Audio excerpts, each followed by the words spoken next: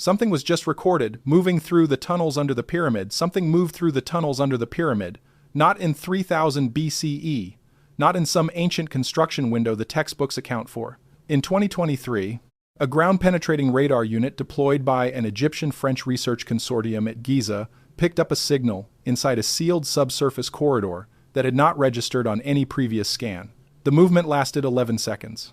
It was logged, flagged as anomalous, and removed from the publicly released version of the report.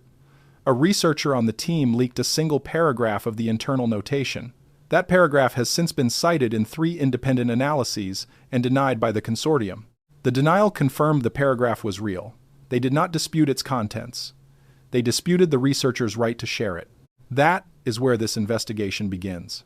Not with mythology, not with speculation, with a radar signal inside a sealed tunnel beneath the oldest stone structure on Earth, flagged, suppressed, and then denied in a way that confirmed its existence. But to understand what that signal means, you have to go back further than 2023.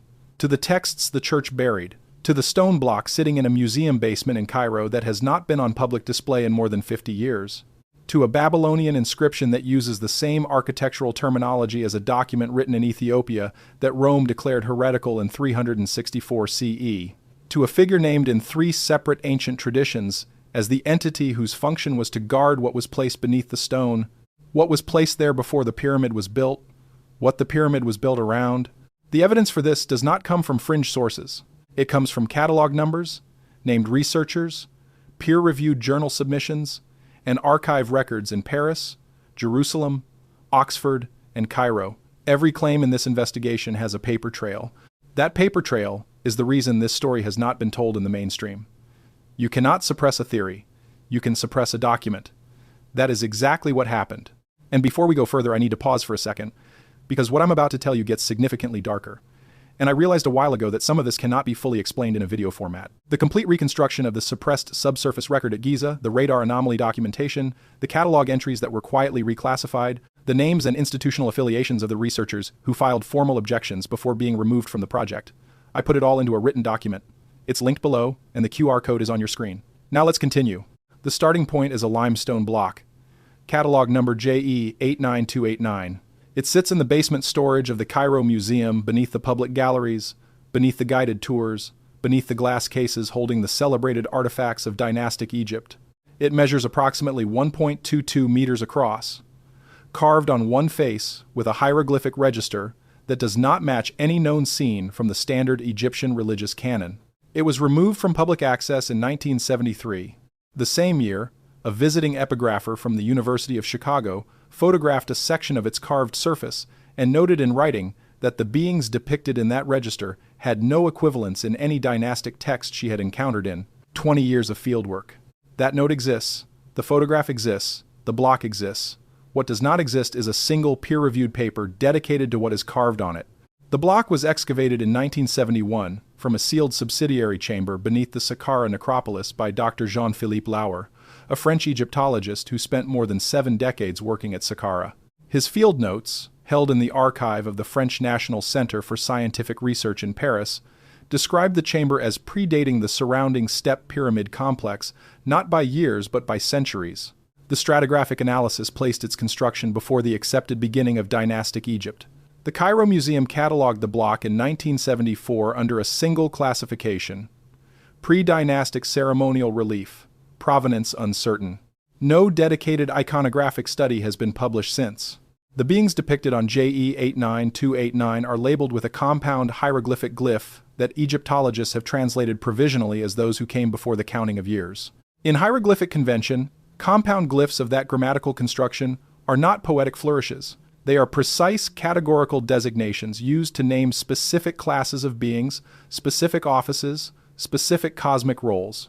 This glyph does not appear anywhere in the formal dynastic canon, but the physical description of the beings it labels appears elsewhere, in 3 separate locations, across 2 continents, recorded by civilizations that had no known contact with one another. The carved register on JE89289 depicts a construction sequence, not a religious offering scene, not a funerary procession. A construction sequence, showing figures directing the placement of large rectangular stone forms using instruments that do not correspond to any tool in the documented Egyptian archaeological record. One instrument appears repeatedly throughout the register. It is a rod with a forked terminus, held at a precise downward angle by each figure shown using it. For decades, researchers assumed it was a ritual object, a ceremonial implement with symbolic rather than practical significance. That interpretation required no further investigation. The object was classified as unknown, and the inquiry stopped. But that assumption rested on a comparison set that was missing a critical data point. In the year 2000, Dr. Klaus Schmidt published a field report in Neolithics documenting his excavations at Gobeklitepe in southeastern Turkey, the oldest known ritual complex on Earth, predating the Egyptian pyramid complex by at least 7,000 years. Among the carved limestone pillars, Schmidt documented Pillar 43, now called the Vulture Stone. In his field notes, he logged one recurring abstract element, a forked rod held at a downward angle by a headless figure.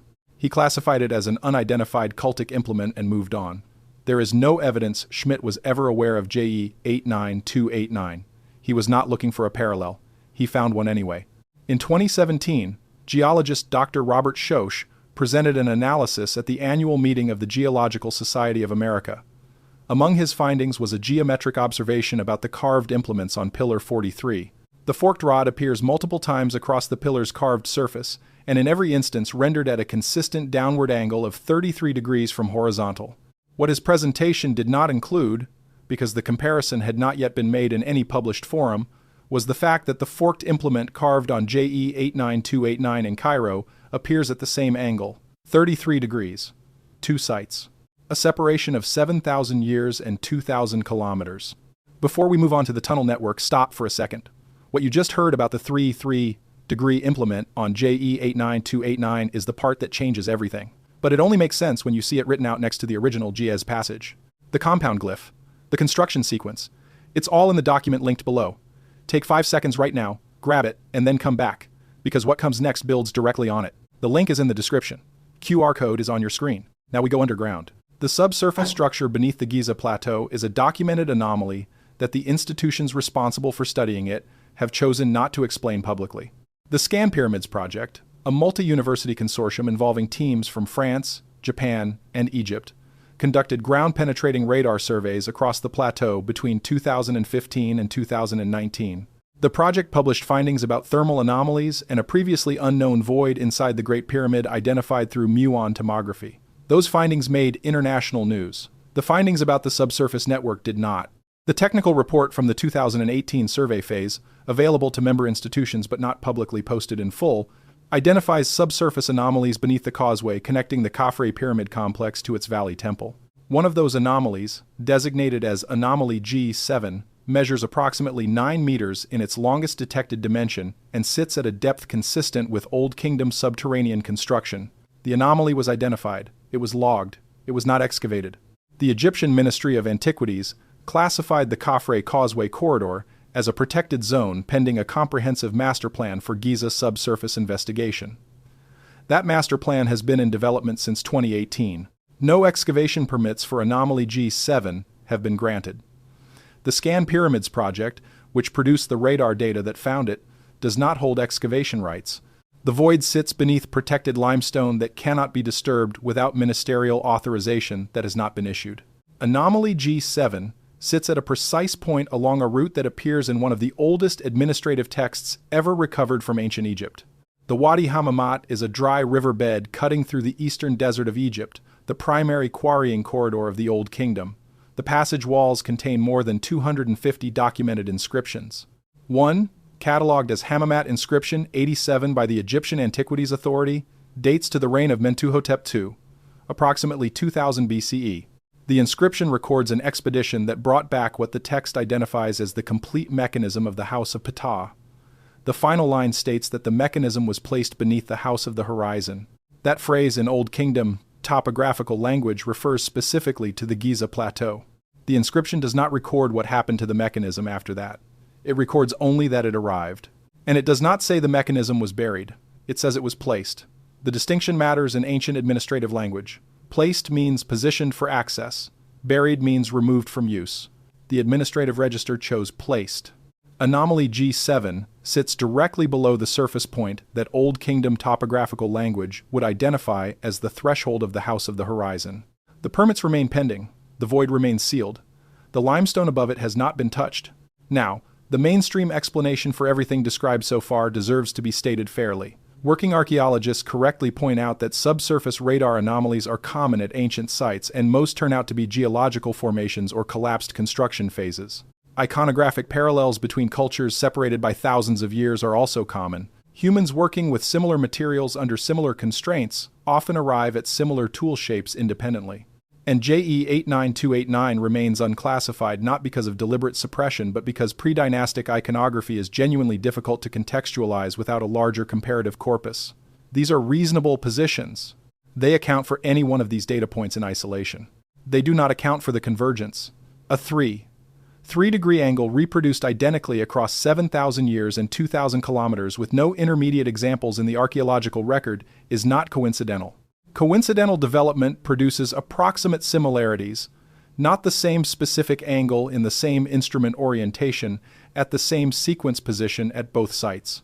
And a suppressed radar anomaly at the exact coordinate named in an administrative inscription as the final placement location of a described mechanism is not routine.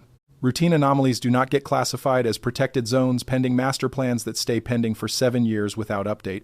The convergence is the evidence. And it goes deeper still, because the same beings depicted on JE 89289 appear in a text that Rome spent 17 centuries trying to bury. A text that turned up in 11 separate copies among the Dead Sea Scrolls in 1947, more copies than were found of most books that stayed in the Bible. A text that describes, in first-person past tense, a prison located beneath the stone of the earth, named, measured, mapped. The Book of Enoch. A water-damaged parchment leaf sits in a cedar box inside the Church of Our Lady Mary of Zion in Aksum, Ethiopia. Part of a manuscript collection that has not left that building in over 400 years. The Council of Laodicea removed Enoch from the biblical canon in 364 CE, banned it, called it dangerous. For 17 centuries it stayed that way. Then in 1947, 11 copies surfaced at Qumran, more than were found of most books that stayed in the Bible. Scholars who translated the oldest fragments found something no one expected. Enoch describes a prison beneath the stone of the earth. Not a metaphor. A sealed structure with walls, chains, and a door. He names what is inside. He describes the conditions of their confinement. He records what the inmates were imprisoned for and how long they will remain. Fragment 4Q 203, stored at the shrine of the book at the Israel Museum in Jerusalem, contains 12 lines of chapter 10 inches Aramaic. Carbon dating places it at 150 BCE. Dr. Michael Knibb, who produced the standard Oxford translation in 1978, identified chapter 21 as containing the most specific description of angelic imprisonment in any ancient Jewish text. Not vague, specific. The chapter names individual prisoners, describes the layout of the facility, and provides measurements. Chapter 21-7 uses the Ge'ez term mechanis, which translates as place of binding. Not metaphorical binding, physical restraint.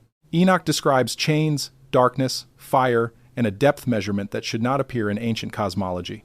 Chapter 21:10 provides the depth, 70,000 leagues downward from the place where heaven and earth meet. A league in ancient measurement equals approximately 3 miles. 70,000 leagues is 210,000 miles. The earth's core is 3,958 miles down. Enoch is describing something far deeper than the planet itself. The number is too specific to be symbolic. What makes Enoch's account more than mythology is the specificity of the names.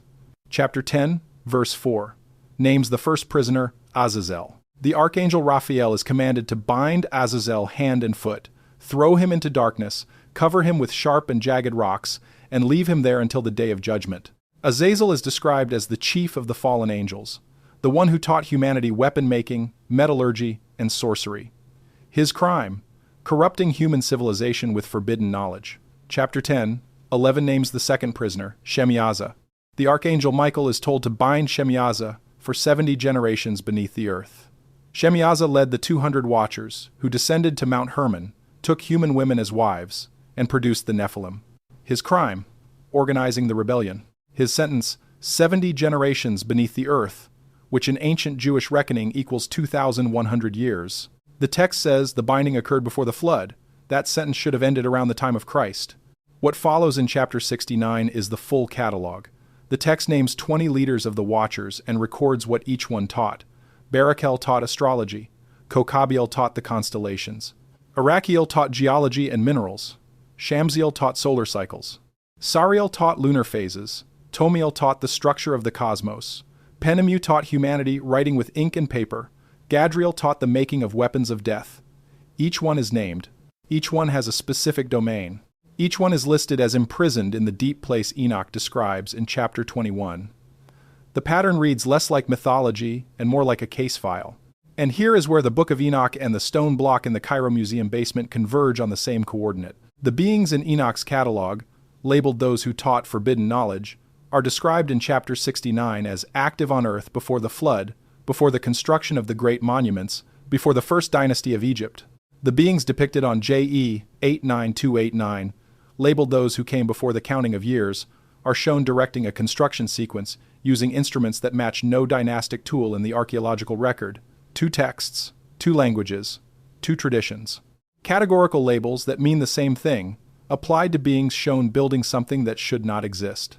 The connection becomes undeniable when you add the third layer, the Babylonian layer. The Enuma Elish is the Babylonian creation account, recorded on 7 clay tablets first discovered at Nineveh and now held at the British Museum under catalog numbers K 5419 through K 5422. Tablet V describes not the creation of the Earth's surface but the construction of something beneath it. The Anunnaki, following the victory of Marduk, are assigned to build a structure the text calls the Abzu. The Abzu is consistently translated as the underground freshwater ocean, the primordial subterranean domain, but the Akkadian text uses specific architectural vocabulary for this structure. The same vocabulary appears in Old Babylonian administrative tablets from Ur, describing actual construction projects, door frames, load-bearing intervals, ceiling compounds applied to a threshold. The Abzu in Tablet V is not being described as a mythological concept. It is being described in the language of a building specification. Dr. Thorkild Jacobson, who held the chair of Assyriology at Harvard University, noted in a 1981 paper in the Journal of Near Eastern Studies that the Abzu passages use a grammatical construction that implies permanence rather than mythology. He called the building terminology anomalous for cosmological literature. He did not pursue the observation further in published work. The paper is cited in 6 subsequent Assyriology studies. The observation sits in the footnotes of a discipline that has not returned to it. The beings assigned to the Abzu in Tablet VI are called the Igigu, a class of divine beings assigned to labor. Their description includes a detail that appears nowhere in the standard summary of the text. Before being assigned below, the Igigu are described as having taught humanity specific skills: irrigation, measurement of land, the working of metals, and the reading of celestial signs. The same domains assigned in the Book of Enoch to the imprisoned Watchers, teaching humans geometry, metallurgy, and astronomy, then being consigned below a bounded architectural structure built to contain them. 3 traditions: Egypt, Enoch, Babylon, all describing the same sequence, a specific class of beings, forbidden transmission of knowledge to humans, confinement beneath stone, a structure built not to honor them but to hold them. And directly above a radar anomaly at the Giza Plateau that has not been excavated in 7 years, now we return to 2023. The ground-penetrating radar unit was operating as part of a routine continuation of the Scan Pyramid's subsurface mapping project. The specific corridor being scanned was a section of the descending passage network beneath the northwest quadrant of the plateau, a section that previous scans had returned clean readings on. The 2023 pass did not return a clean reading. The signal logged on the internal notation used the term kinetic inconsistency. That is radar terminology for a reading that changes between passes in a way that passive geological formations do not change. Stone does not move. Collapsed fill does not reorganize between scan dates. The signal in the sealed corridor changed. Something inside the corridor produced a different radar return than the previous scan of the same corridor. Something had moved, or something was moving. The consortium's denial did not address the term kinetic inconsistency. It stated that internal preliminary data was being misrepresented and that the full findings would be published through appropriate academic channels. No full findings have been published. The corridor in question has not been identified by name or coordinate in any public statement. The researcher who leaked the paragraph no longer works for the consortium. What is below the pyramid has been a question for as long as people have known the pyramid exists. The ancient Egyptians left an answer in the administrative language of Hammamet inscription 87. They placed something there. They used the word for positioning, not burial. The beings depicted on JE 89289, labeled those who came before, are shown in a construction sequence. Not a burial rite, a construction sequence. The block was sealed underground in a chamber the archaeologist who found it determined predates the dynasty that built the pyramid above it. The Enoch tradition, preserved in Aramaic fragments and Ge'ez manuscripts, says those who taught humanity forbidden knowledge were bound in a prison beneath the earth, named, catalogued, measured with a depth figure too specific to be invented. The Babylonian tradition, recorded on tablets in the British Museum, describes the same class of beings assigned to a built structure below the surface, using architectural vocabulary that does not belong in mythological literature. 3 archives, 3 languages. 1 narrative structure. Something was placed beneath the pyramid. Something was placed there before the pyramid was built. Something the 2023 radar scan detected moving in a sealed corridor that should contain nothing that moves. The institutions that hold the evidence have made a consistent choice across multiple countries and multiple decades. The block stays in the basement, the permits stay pending, the full radar data stays classified, the researcher who mentioned the signal stays unemployed. None of these choices are individually conclusive. Taken together, they describe a pattern, not oversight, management. Active, coordinated, deliberate management of what the public is allowed to know about what is below the oldest stone structure on Earth. The watchers in Enoch's catalog are still listed as imprisoned. Their sentences, by the calculation the text provides, should have been served before the current era began. The text does not say what happens when the sentence ends. Chapter 10 verse 12 says, "After those days, they will be led away." Present tense passive in the GS. It does not say when. It does not say by whom. It does not say they go willingly. Something was just recorded moving through the tunnels under the pyramid. The Book of Enoch says the prisoners should have served their time. The Babylonian tablets say the beings assigned below the surface do not ascend. The limestone block in the Cairo Museum basement shows beings labeled those who came before. Directing construction at a site, the administrative record says something was placed beneath. The suppressed paragraph from the 2023 radar scan uses the phrase kinetic inconsistency in a sealed corridor beneath the oldest stone structure on Earth. There is a document linked below this video. It contains the catalog numbers, the named researchers, the archive locations, the specific gaze passages in transliterated form, the Akkadian building vocabulary from Tablet V and VI of the Enuma Elish, with parallel notation against Enoch chapter 69, and the institutional timeline of permit applications, denials, and reclassifications at Giza from 2015 to present. Everything in this video is sourced. Everything is verifiable. The document is there because some of this cannot be compressed into narration without losing the detail that makes the pattern visible. The block is in the basement. The permits are pending. The corridor is sealed. The signal was logged. The researcher who shared it is gone. And the ancient texts that describe this location, these beings, and this sequence of events were removed from the Bible 17 centuries ago and called too dangerous for Christian teaching. Draw your own conclusion, but draw it with the full record in front of you.